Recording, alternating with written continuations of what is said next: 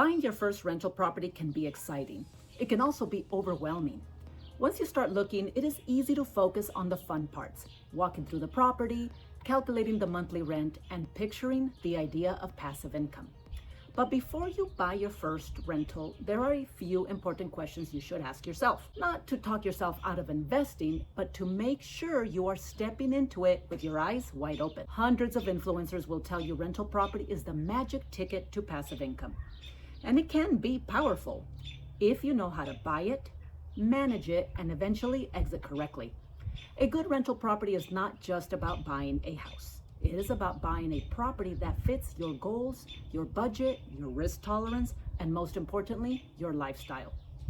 Before you purchase your first rental property, here are 6 questions worth asking. The first question is, what do you actually want this rental to do for you?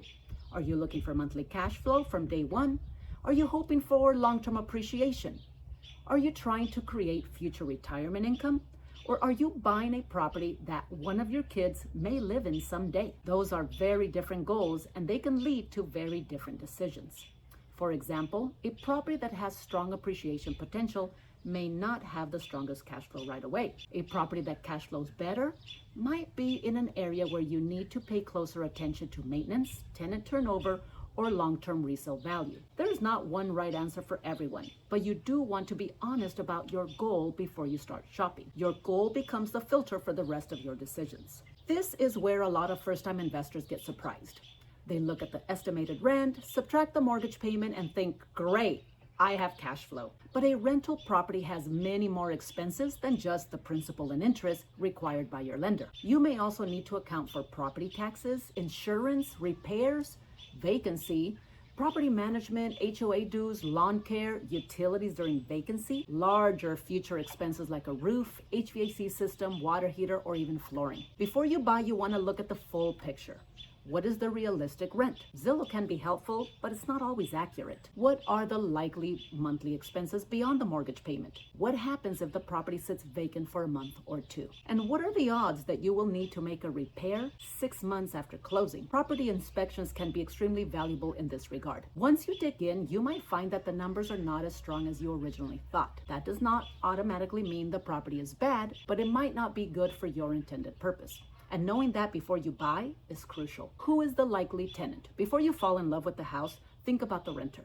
Who is likely to rent this property? Is it likely to attract single professionals, a couple, a small family, roommates, or someone relocating to the area? Is the property close to jobs, schools, parks, hospitals, shopping, or freeway access?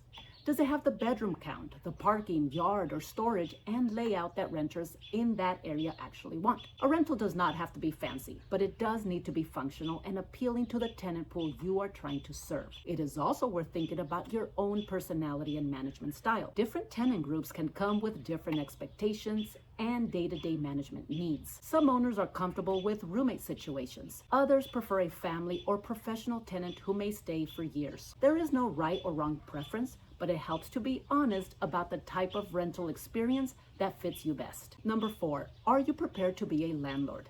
Owning rental property is not completely passive, especially in the beginning. That is true whether you decide to self-manage or hire a property manager. At the end of the day, the buck stops with you. If you decide to self-manage your first rental, you will need to advertise the property, screen tenants, handle the lease, collect the rent, coordinate repairs, respond to issues, understand fair housing rules, and know what to do when something goes wrong. Now, you may decide to hire a property manager. In Idaho, property management itself is not regulated the same way real estate sales are. While many property managers also hold real estate licenses, it is important to understand that property management and real estate sales are not regulated in the exact same way. So if you hire a property manager, you still need to vet them carefully. Ask questions like, how do they handle screening process? Will they coordinate repairs, or are you on your own? Do they understand fair housing rules? How do they communicate with owners and tenants? What fees do they charge beyond the monthly management fee? If there is a discrimination accusation or a serious tenant issue, as the owner, you may still be pulled in. There are pros and cons to both options. Self-management may save money, which could be helpful if your goal is to maximize cash flow. But it also takes time and requires you to understand landlord-tenant rules. Property management adds an expense, often around 8 to 11% in our area. But it can also free up your time by handling many of the day-to-day responsibilities of managing a rental. The important thing is not that you pick one perfect answer. The important thing is that you have a management plan before you close. Number 5, do you have reserves? This might be one of the least exciting parts of investing, but it is one of the most important. A rental property can be a great long-term wealth building tool, but it still needs cash support. You do not want every repair to feel like an emergency. You do not want one vacancy to put you into panic mode. And you definitely do not want to spend every dollar buying the property and then have nothing left for real life after closing. Your reserve amount will depend on your loan, your comfort level, and the condition of the home. But before you buy, ask yourself this. If this property had a vacancy, a repair, or an unexpected expense, could I handle it? That question matters. Number 6, what professionals should be on your team? Buying your first rental is not something you have to figure out alone. Depending on your situation, your team may include a realtor, a lender, a CPA, an insurance professional, a property manager, and possibly an attorney. Each person helps you look at a different part of the decision. Your realtor should understand investing and be able to help you evaluate the property, the market, the tenant pool, and resale considerations. Your lender can help you understand financing options, including both QM and non-QM loans. Some investment properties may not qualify for traditional QM financing. And if your goal is to purchase a fixer-upper or a property that needs significant work, financing costs and fees may be higher. A knowledgeable lender can help you understand what options are available and how the payment structure may look. Your CPA can help you understand tax strategy and what April 15th may look like for you. Your insurance professional can help you understand the right coverage because landlord policies and homeowner policies are quite different. And a property manager can give you insight into realistic tenant, rents, and management expectations. You do not need to know everything before you start, but knowing who to ask for accurate advice is priceless. Your first rental does not have to be perfect, but it does need to make sense for you.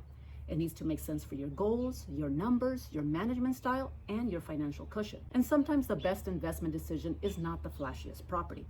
It is the one that you understand, the one you can afford to hold and manage responsibly. So before you buy your first rental property, slow down and ask the right questions. What is the goal? Rarely does one property fit every situation. Do the numbers work beyond the mortgage?